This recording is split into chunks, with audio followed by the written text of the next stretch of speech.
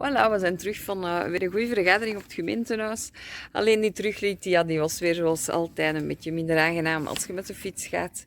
Ik denk dat veel vrouwen zich hierin wel zullen herkennen dat zo de donkere stukken of die stukken zonder bebouwing, dat we daar altijd pak sneller fietsen om daar snel voorbij te zijn.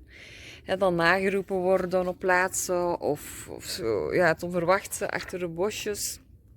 Ja, dat zijn ervaringen die 9 op de 10 vrouwen delen. En dat maakt dat ik het super relevant vind dat we als vrouw in de politiek gaan, omdat soms vrouwen en mannen ja, nu gewoon eenmaal andere oplossingen nodig hebben. En als vrouw kunnen wij bepaalde problemen beter begrijpen, omdat we ze ook gewoon zelf ervaren. We moeten bellen op weg naar huis na een vergadering, omdat we naar de auto aan het stappen zijn, maar de parking toch wat verlaten is, dat we niet helemaal op ons gemak zijn. Of naar een tof feestje, dat een vriend ons mee moet begeleiden met de fiets, omdat we niet alleen zelf naar huis durven. Wel, dat gevoel, als ik dat al voel, dat veiligheidsgevoel, dan weet ik dat ik binnen enkele jaren doodongerust ga zijn als mijn dochters ook met de fiets naar huis willen komen naar een feestje.